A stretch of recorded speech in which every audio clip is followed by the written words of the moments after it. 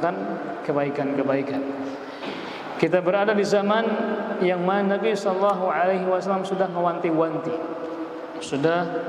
mewanti-wantikan kepada kita. Nah, kalau kita tidak punya pegangan, kalau kita tidak punya panduan, kalau kita tidak punya rujukan-rujukan, maka ibaratnya kalau ada orang yang sudah tenggelam, maka apapun yang ada di hadapannya dia akan meraihnya. Kenapa? Karena dia tidak punya pegangan dan tidak punya pijakan. Tapi seorang muslim yang beriman kepada Allah Subhanahu wa taala, dia harus punya pedoman.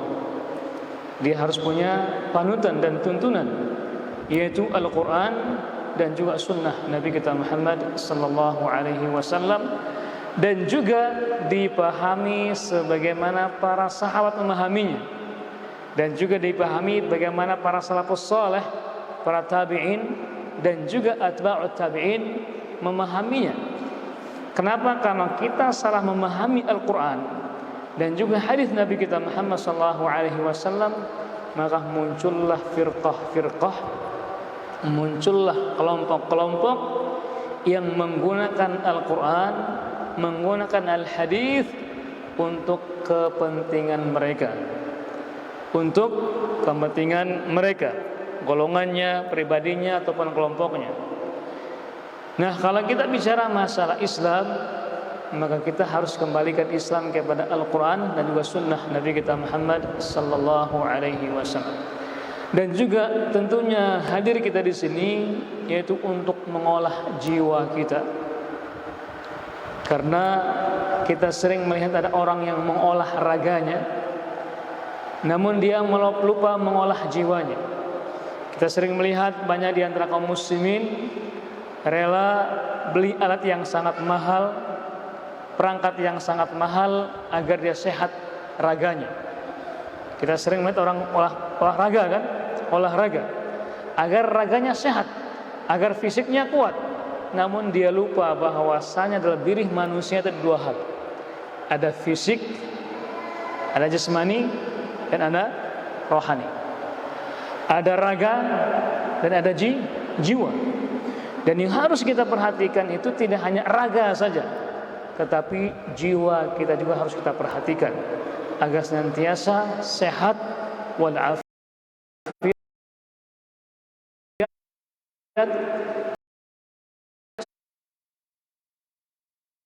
sehingga senantiasa takut kepada Allah Subhanahu wa taala, senantiasa dekat kepada Allah Subhanahu wa taala.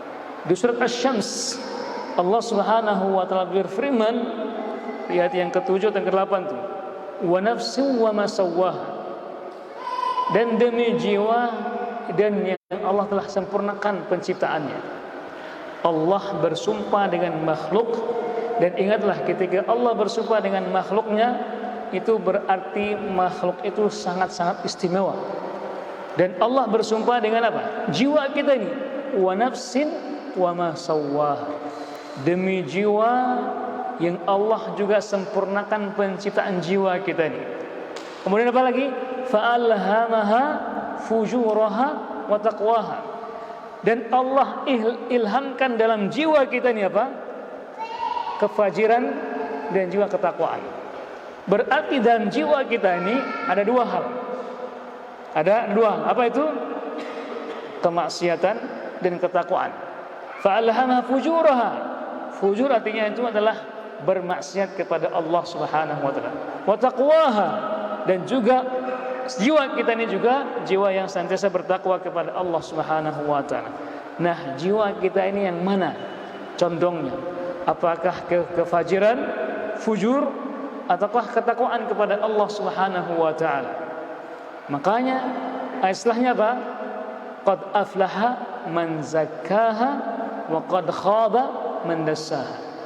Maka sungguh telah bahagia, menang ketika dia zakah, membersihkan jiwanya, membersihkan jiwanya dari kotoran-kotoran yang bisa merusak jiwanya sehingga dia tenggelam dalam kemaksiatan dan jauh dari ketakwaan kepada Allah Subhanahu wa taala. Maka qad aflaha man zakah, maka sungguh dia telah bahagia ketika dia mampu membersihkan jiwanya dari kotoran-kotoran, dari penyakit-penyakit jiwa. Wa qad khaba man dassaha, dan sungguh merugi orang-orang yang senantiasa merusak jiwanya itu, mengotori jiwanya. Mengotori dengan apa? Dengan kemaksiatan-kemaksiatan. Dan yang paling parah adalah dia mengotori dengan syirik kepada Allah Subhanahu wa ta'ala. Nah, mudah-mudahan dengan duduknya kita di sini, yaitu untuk membersihkan jiwa kita ini agar kita bisa mendapatkan kebahagiaan yang sesungguhnya. Nah, pada malam hari ini kita masih lanjutkan kajian kita di kitab Al-Wajiz. Di kitabnya Al-Wajiz yang artinya ringkasan tentang fikih-fikih yang ada kaitannya dengan fikih dalam sholat, muamalah, dan juga yang lainnya. Dan kita masuk ke bagian yang kedua dari kitab At-Taharah ini, yaitu At-Taharatu bis-Sa'id, bersuci dengan debu. Dengan debu. Kalau berapa hari yang lalu kita sudah bahas bersuci dengan air. Dan itu ada dua, dengan wudu dan juga dengan mandi. Dan sekarang bagian yang kedua, bersuci dengan bukan air. Apa itu? Dengan debu. Dengan debu. Ingat, Islam tidak mengenal bersuci dengan selainnya. Kalau enggak air, itu debu. Debu, bukan dengan tisu ataupun dengan yang lain. Karena kalau kita hidup di negara-negara maju misalnya, terutama yang pernah ke Eropa, ya di antara yang paling sulit ditemukan di sana itu toilet yang ada airnya. Toilet yang ada airnya. Semuanya pakai tisu. Ada yang pernah ke sana? Ya, itu yang sulit kita hidup di sana, itu semua toiletnya pakai tisu, Pak. Bukan pakai air. Jadi semuanya pakai tisu. Mereka tuh sangat pelit dengan air. Tapi kalau di kita, masya Allah, harus banyak airnya. Kalau enggak, belum bersih. Dan itulah yang seharusnya, tetapi tidak boros. Dengan tidak boros. Ya. Yang berikutnya, yang kedua ini At-Taharatu bis-Sa'id, bersuci dengan debu. Itulah yang dikenal dengan dalam agama At-Tayammum. Ya, dengan tayammum. Nah, mengenai hal ini Allah Subhanahu wa taala berfirman di surat Al-Maidah ayat yang ke-6. Allah berfirman, "Wa in kuntum marda aw 'ala safarin aw jaa'a ahadukum minal ghaiti aw lamastumun nisaa falam tajidu ma'an fatayammamu sa'idan thayyiban famsahu biwujuhikum wa aydikum." Dan seterusnya. Di sini Allah menjelaskan, jikalau kalian dalam keadaan sakit atau dalam keadaan sedang safar, atau kalian mau buang hajat, baik itu hajat besar di sini, aula mastumun nisa, atau kalian berhubungan dengan wanita. Berhubungan dengan wanita. Ada pendapat sebagian dari mazhab Asy-Syafi'iyah, lamas ini artinya menyentuh perempuan. Tapi kalau lamasa saja menyentuh, tapi kalau lamasa yulamisu, saling bersentuhan namanya, artinya ini adalah kiasan dari berhubungan. Kata para ulama, dan ini yang paling tepat, pendapat yang paling kuat, atau kalian berhubungan dengan wanita, falam tajidu ma'an, dan ternyata airnya habis. Di rumah itu airnya lagi nggak ngalir. Ya, rumah nggak ngalir, airnya habis hubungan nih. Gimana cara kita bersucinya? Tidak punya air, apa katanya? Fatayammamu sa'idan thayyiban, maka dibolehkannya kalian bertayamum dengan apa? Sa'idan thayyiban, dengan sa'id yang baik. Nah, disinilah kita harus pelajari apa yang dikatakan sa'id itu. Famsahu biwujuhikum wa aydikum, maka basuhlah wajah kalian dan tangan kalian. Nanti kita akan bahas itu. Apakah yang dimaksud dengan sa'id di sini? Apakah debu yang ada di sekeliling kita, ataukah tanah yang ada di rumah-rumah kita ini? manakah yang dikatakan sa'id? Di sini harus kita pahami, apakah yang dimaksud dengan sa'id itu? Allah tidak mengatakan ardun, tanahin. Allah juga tidak mengatakan turab, itu debu-debu yang ada. Allah mengatakan apa? Sa'idan thayyiba. Sa'id itu ditafsirkan oleh para ulama ma dhahara 'alal ardi. Segala partikel yang ada di permukaan bumi. Partikel ya. Partikel-partikel yang ada di permukaan bumi. Berarti bukan tanah, bukan pula debu. Apa maksudnya? Segala yang ada di permukaan bumi ini, di tembok misalnya, kalau antum beginikan, itu partikel namanya. Itu juga dikatakan sa'id. Kemudian di lemari kita ada, kalau kita ginikan, ada nggak partikelnya? Ada ya, itu sa'id namanya. Di atas batu misalnya, kita ginikan, ada nggak partikelnya? Di sini juga kalau tidak dilap tiap hari pasti ada partikel-partikelnya. Itulah yang dikatakan sa'id. Itulah yang dikatakan sa'id, sa'idan thayyiban. Jadi tidak perlu kita harus ambil tanah depan rumah kita ginikan, kemudian kita sapu. Tidak, nih gosong semua wajah kita ini. Ya, minyak debu. Segala yang ada di permukaan bumi, nggak perlu jauh-jauh. Cukup tempel tangan kita di tembok itu, berarti sudah tayamum dengan sa'id itu. Bisa ngerti ya? Kenapa? Karena ini ada yang disalahpahami oleh kebanyakan kaum muslimin, terutama di Indonesia, jamaah haji.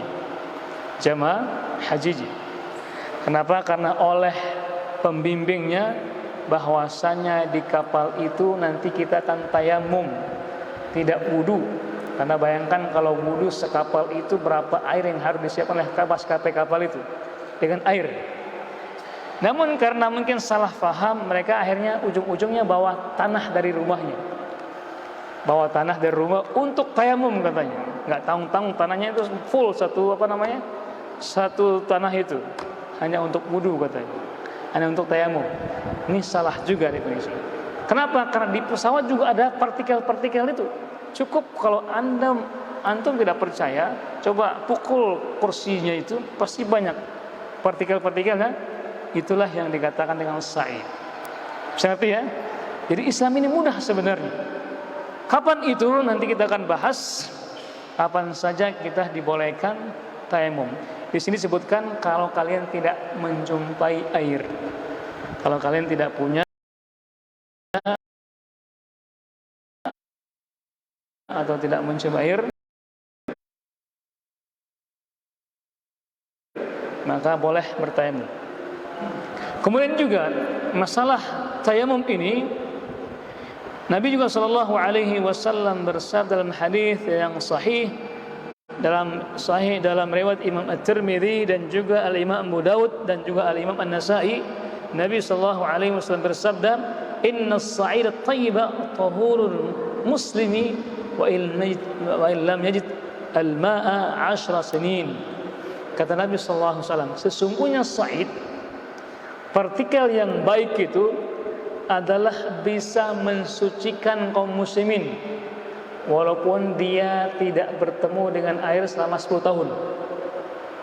Berarti ya, walaupun selama itu tidak punya air, maka debulah, partikel itulah yang menjadi cara untuk dia bertayamum, menggantikan yang lainnya.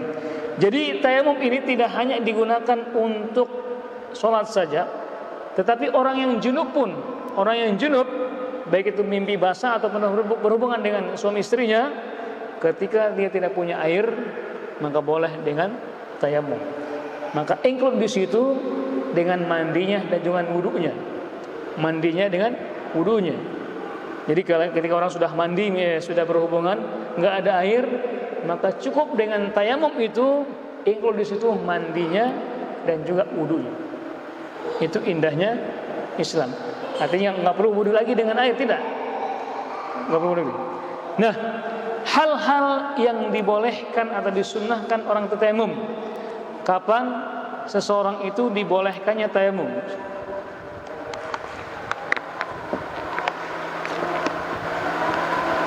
Ada 3 kondisi di mana seorang itu dibolehkannya bertayamum. Yang pertama, ketika seorang itu dilarang oleh dokter untuk menyentuh air. Ada kondisi-kondisi di mana orang itu sakit sehingga dokter menyarankan tidak boleh kena air dalam jangka waktu tertentu misalnya. Kadang gitu ya. Misalnya mungkin luka ya. Lukanya luka parah misalnya, sehingga dia itu tidak boleh kena air dalam kondisi tertentu, maka boleh selama itu dia menggunakan tayamum. Paham ya? Yang berikutnya, atau ketika air tidak ada.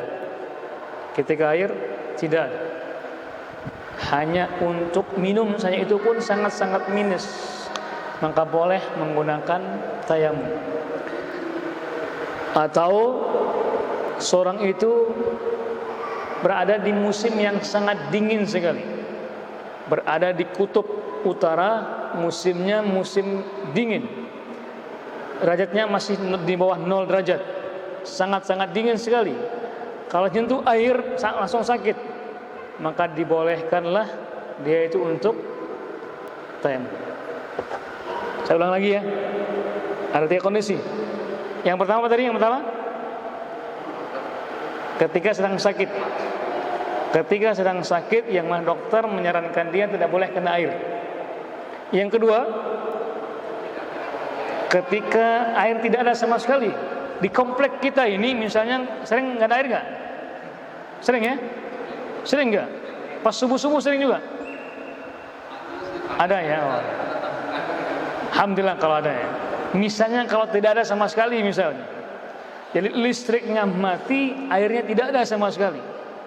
Dan kan kita mau sholat ini, ya nggak mungkin kan naik motor nyari tempat lain kan, mau mandi kan, atau kita ke rumah orang subuh-subuh kan enak juga, ya, numpang mandi katanya. Nah ketika kondisi seperti itu boleh dengan tayamum. Atau yang ketiga kapan? Ketika di musim dingin, dinginnya sangat-sangat, kalau kita menggunakan air sangat-sangat membuat kita sakit, maka dibolehkanlah kita tayamum. Apa dalilnya? Dalilnya itu dari Imran bin Husain radhiyallahu anhu, bahwasannya beliau bercerita. Apa kata beliau? Kunna ma'a Rasulillah sallallahu alaihi wasallam fi safarin fa shalla bin nasi fa idza huwa bi rajulin mu'tazil fa qala ma mana'aka an tusalli qala asabatni janabah wala ma fa qala 'alaika bis sa'id fa innahu yakfik. Sahabat bernama Imran bin Husain, beliau ini diantara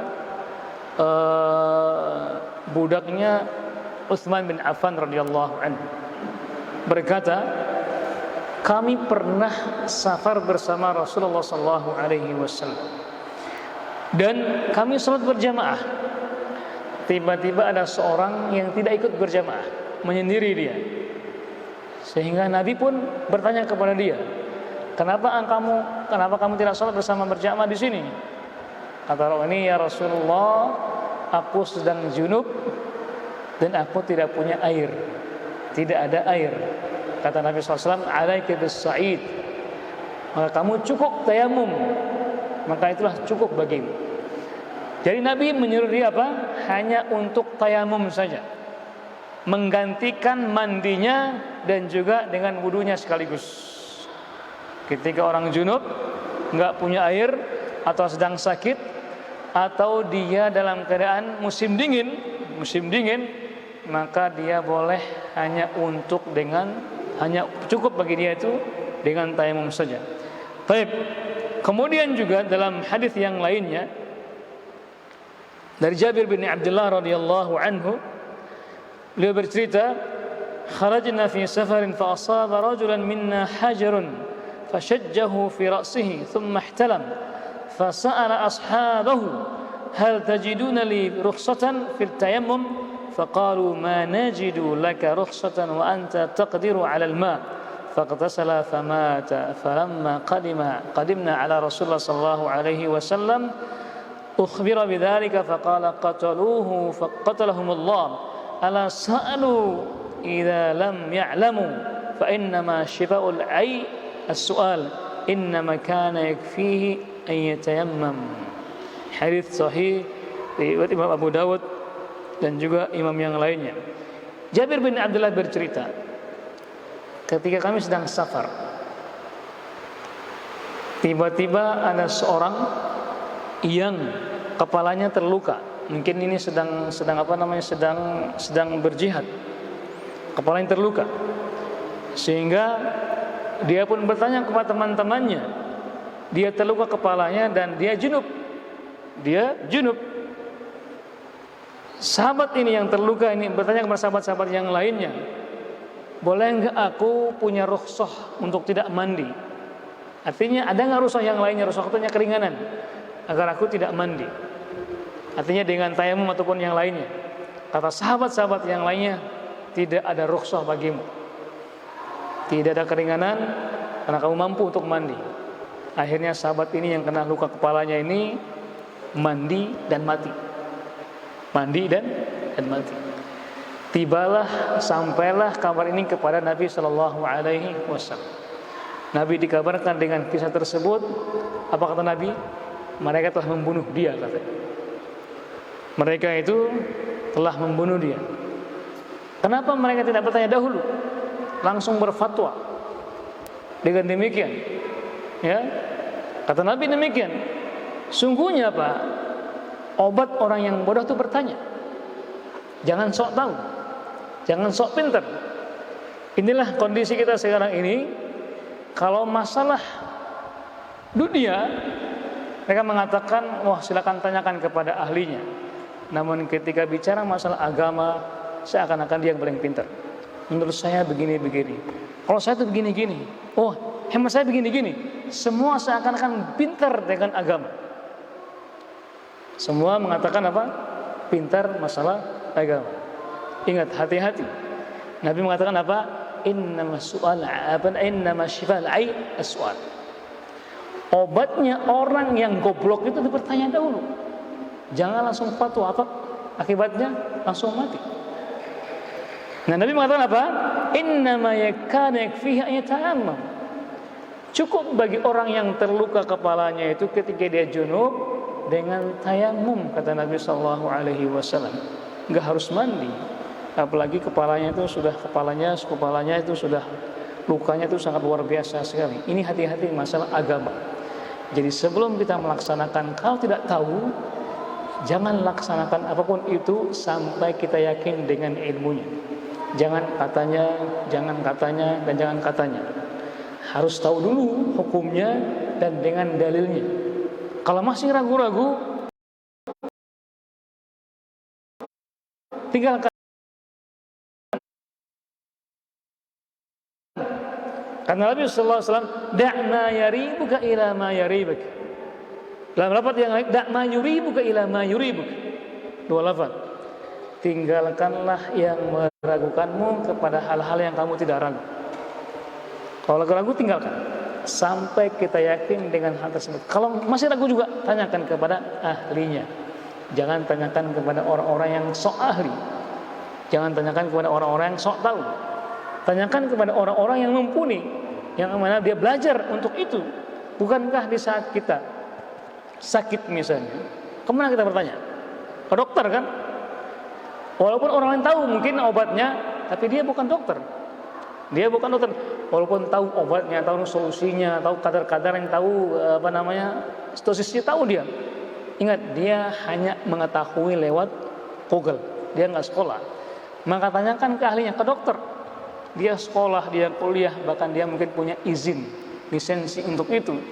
Nah, kalau dalam dunia saja kita serahkan kepada ahlinya, apalagi masalah agama ini, harus hati-hati. Kenapa jangan sampai kita mengamalkan sesuatu amalan dan ternyata itu nol nilainya di hadapan Allah Subhanahu wa ta'ala. Dalil yang berikutnya, sebenarnya dalil ini sangat banyak sekali tentang perintah kita untuk bertayamum. Tapi kita lewat saja. Yang berikutnya adalah apakah yang dimaksud dengan sa'id yang tadi ayat kita baca tadi, fatayammamu sa'idan thayyiba. Kalau kita buka kamus Arab, namanya Lisanul Arab dan kamus-kamus yang lainnya. As-Sa'id al-ardu. Sa'id itu artinya bumi. Wa qila al-ardu thayyibah, dan juga dikatakan itu bumi yang baik. Wa qila huwa kullu turabin thayyib, dan juga dikatakan setiap debu yang baik. Wa fit tanzil, dan Al-Qur'an mengatakan apa? Fatayammamu sa'idan thayyiba, maka tayammah dengan sa'id yang baik. Nah, manakah yang lebih benar daripada ini? Kata Abu Ishaq di antara ulama mengatakan apa? Wajhul ardi, yang dikatakan sa'id itu adalah permukaan bumi. Jadi bukan tanahnya, bukan debunya, tapi segala apa yang ada di permukaan bumi, itulah yang dikatakan sa'id. Ya. Jadi ketika kita sedang berada di kendaraan misalnya, di bis, di pesawat, di kapal laut, kita nggak punya air, gimana cara kita tayamumnya? Masa harus kita tunggu sampai di daratan agar kita tayamum? Tidak. Cukup dengan apa yang ada di permukaan bumi, maka itulah yang dikatakan sa'id. Dengan demikian kita sudah paham apakah yang dikatakan dengan sa'id. Dan sekarang gimana tata caranya kita tayamum? Gimana tata caranya kita tayamum? Nah, di sini ada dua mazhab yang paling muncul ke permukaan. Artinya dua cara. Ada cara yang menepuk tangan, ada yang hanya menepuk sekali, ada yang menepuk sekali. Nah, manakah yang sesuai dengan sunnah Nabi kita Muhammad SAW? Mari kita baca hadisnya agar kita tahu bagaimana Nabi SAW bertayamum. Wa an Ammar bin Yasir atau bin Yasir radhiyallahu anhu qala ajnabtu falam usib ma'an fatama'aqtu fi as-sa'id wa sallaitu fadhakartu dhalika Nabi sallallahu alaihi wasallam faqala inna ma kana yakfika hakadha wa daraba an-nabiyyu bi kaffayhi al-ardha wa nafakha fihima thumma masa bihima wajhahu wa kaffayhi. Kisah sang sahabat yang bernama Ammar bin Yasir, kata beliau, aku pernah junub. Aku pernah jumud. Kemudian aku tidak mendapatkan air. Akhirnya aku tuh guling-guling di tanah, katanya. Guling-guling. Ini sahabat cerita nih, guling-guling di tanah. Ini karena apa? Karena mungkin pemahamannya seperti itu. Dia guling-guling di tanah, dia merasa dia sudah tayamum. Akhirnya pun beliau sampaikan, bercerita kepada Nabi Sallallahu Alaihi Wasallam. Nabi pun senyum-senyum. Cukup bagimu itu apa? Nabi Sallallahu Alaihi Wasallam melaksanakan seperti ini, katanya. Tangan kita ini kita pukulkan ke mana? Ya ke sini misalnya, ya. Atau ke sinilah, sini. Kemudian kita bisa ditiup, tiup agar debunya, atau kita ginikan. Kemudian kita apa? Membasuh wajah kita. Kemudian tangan kita. Sudah, itulah tayamum. Itulah tayamum. Nah, mazhab Asy-Syafi'iyah itu dua kali. Sekali untuk wajah, kemudian sekali lagi untuk, tetapi sampai sikut, katanya. Gini. Dan itu tidak ada dalil yang sahih. Manakah yang sahih yang tadi itu? Hadis ya Ammar bin Yasir radhiyallahu anhu, karena hadisnya sahih. Hadis Imam Al-Bukhari dan juga Muslim, Abu Dawud dan juga An-Nasa'i. Sahih. Jadi cukup di mana caranya? Tempelkan di tanah atau di debu itu. Kemudian kalau ada masih banyak misalnya, kita ginikan saja atau kita tiup. Kemudian kita usap wajah kita, lalu kita usapkan tangan kita. Siapa ya? Cukup sekali saja. Itu yang diajarkan oleh Nabi kita Muhammad sallallahu alaihi wasallam. Kemudian apa saja hal-hal yang membatalkan tayamum? Kalau tadi membatalkan wudu sebelumnya, nah sekarang apa saja yang membatalkan tayamum? Maka cukup ringan saja, sederhana saja. Segala hal yang membatalkan wudu, maka itulah yang membatalkan tayamum. Seperti ya? Segala sesuatu yang membatalkan wudu, maka itulah yang membatalkan tayamum. Kemudian yang berikutnya, tambahannya lagi apa? Dan tayamum itu batal ketika air ada. Ketika air sudah ada. Paham ya? Misalnya kita sudah tayamum dan kita sudah sholat, sedang sholat, tiba-tiba air datang. Tiba-tiba air datang. Hujan misalnya kan? Hujan misal. Apakah kita lanjut atau batal sholat kita? Kalian tahu nggak? Ini kondisional ya.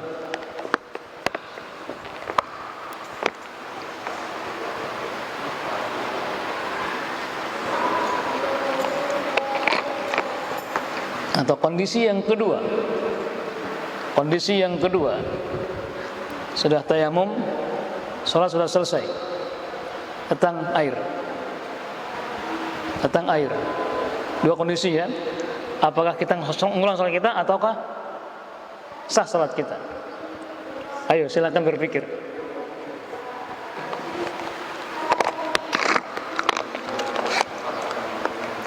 Ya, nggak tahu. Mungkin Pak Ketua punya pendapat? Saya, masya Allah. Nah, di sini ada 3 kondisi ya. Kondisi yang pertama, kalau kita sudah tayamum, belum sholat, tiba-tiba datang air misalnya, dan kita mampu menggunakan air, nggak sakit misalnya, dan tidak juga dingin, maka tayamumnya batal. Maka kita harus menggunakan wudu. Seperti ya. Kondisi yang kedua tadi, yang pertama tadi, ketika kita sudah wuduin, sudah tayamum dan sedang sholat, di tengah sholat ada air datang, kita membatalkannya atau ya, lanjut batal.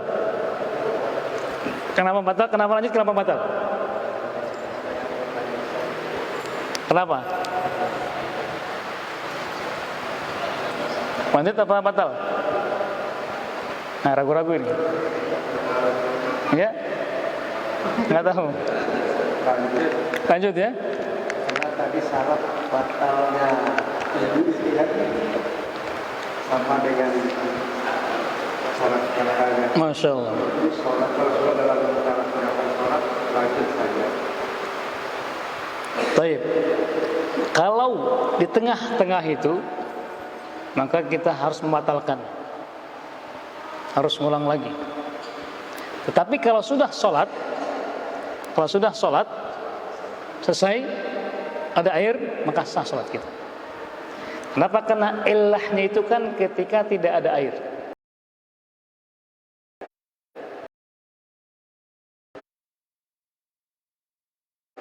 Ketika tidak air, ketika kita sedang beribadah. Ketika ada airnya, maka hilang sebabnya itu, maka kita harus kembali ke hukum asalnya.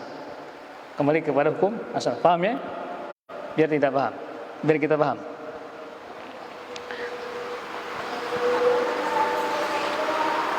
Kemudian yang berikutnya faedah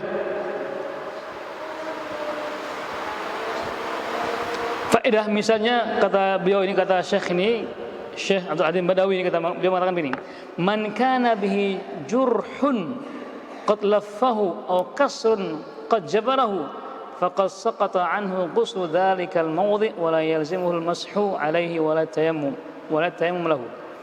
Kata beliau, barang siapa yang punya lukanya itu lobang, patah, atau lukanya sangat-sangat banyak sekali, maka tidak ada kewajiban dia untuk mandi.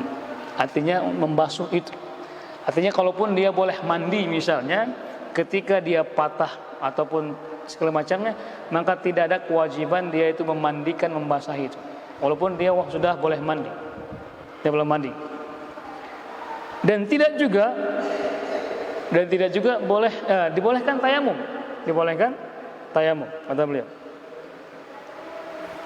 Kemudian yang berikutnya adalah dibolehkan di sini tambahan jawazut tayamum bil jidar.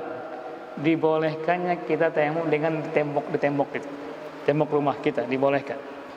Apa dalilnya?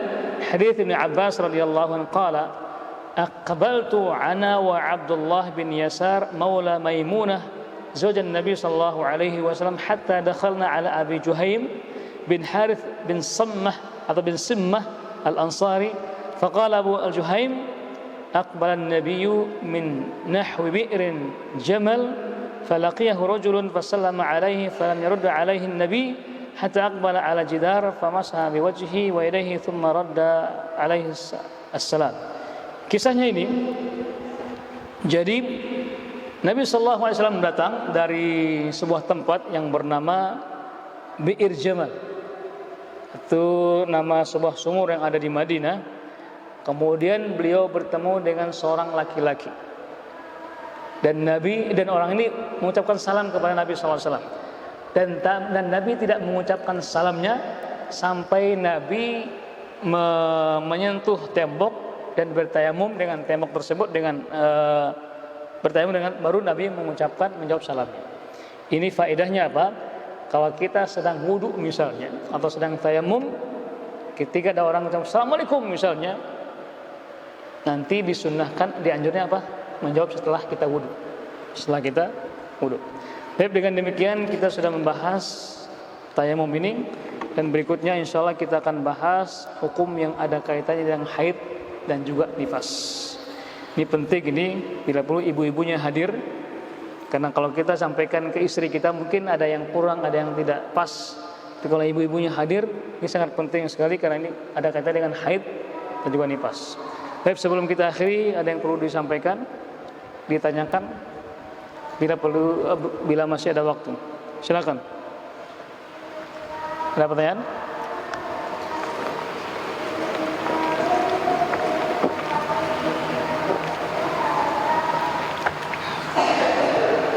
Nah, Kalau ngobrol ketika wudhu, Masya Allah. tadi mengucap salam, nanti menjawabnya setelah wudhu. Jadi ketika ngobrol ketika wudhu, gimana?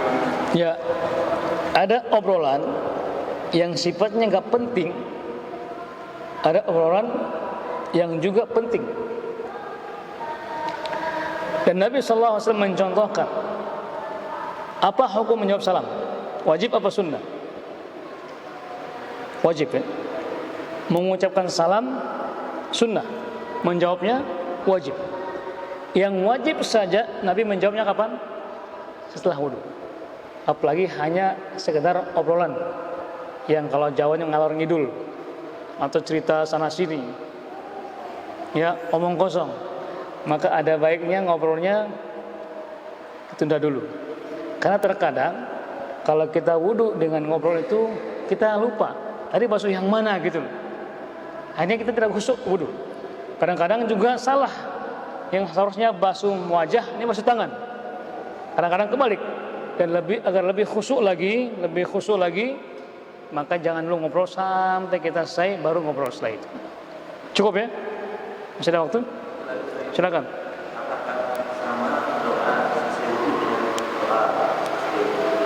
Sama. Dibacakan bismillah. Dan setelah itu alhamdulillah ini alhamdulillah asyhadu an la ilaha illallah wa asyhadu anna muhammadar rasulullah. Alhamdulillah wa tahirin. Ya, sama. Ada lagi? Dua tema ya? Ya.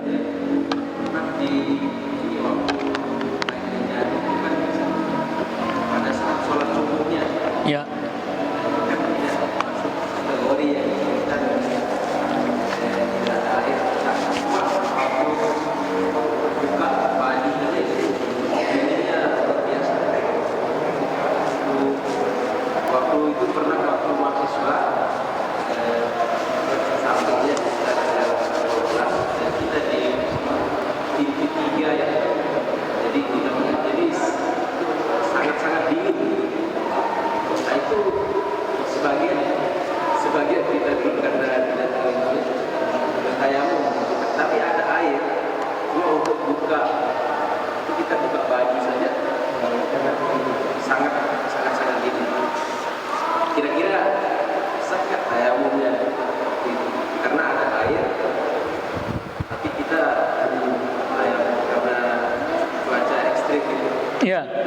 Jadi tadi dijelaskan ada 3 sebab dibolehkannya tayamum. Yang pertama ketika sedang sakit, dokter menyarankan tidak boleh kena air, maka boleh tayamum. Atau kondisi yang kedua, kapan tadi? Ya, nggak ada air sama sekali. Atau yang ketiga, sedang dingin. Berarti tadi kondisi yang ketiga, sedang dingin. Sehingga kalau kita kena dingin, itu dinginnya langsung ke tulang. Dikhawatirkan ya bisa menyebabkan sakit, maka boleh tayamum. Itu sah tayamumnya kalau memang kondisinya sedang dingin sekali. Alhamdulillah kalau di Indonesia ini dinginnya Masya Allah masih bersahabat. Kalau di negara-negara Eropa itu luar biasa dinginnya. Nah, Kalau masalah cuaca dingin, kita kan masih ada ibaratnya pakai tangan. iya. Terus Kita mampu buat mandi dengan air hangat. Gimana kita masih kita berlaku dengan cuaca dingin, tapi di situ ada air dan kita mampu buat air hangat. Masya Allah. Ya ini kan kondisinya ketika orang itu dingin dan tidak mampu. Tidak mampu. Tapi ketika dia bisa mensiasatinya misalnya, apalagi sekarang kan ada air hangat, Masya Allah. Apalagi kalau di hotel itu kan, di rumah itu kan kita bisa ada air panas dingin. Maka itu lebih bagus lagi. Ini kondisinya apa? Ketika dia tidak mampu, fisiknya tidak mampu. Karena ada orang yang sakit juga, nggak dingin pun nggak mau mandi, nggak bisa mandi, sakit pun. Apalagi ini cuacanya dingin dan dia tidak mampu. Ya, wallahu ta'ala cukup ya. Kita akhiri dengan doa majelis. Subhanakallahumma bihamdika asyhadu an la ilaha illa anta wa astaghfiruka wa atubu ilaik. Wassalamualaikum warahmatullahi wabarakatuh.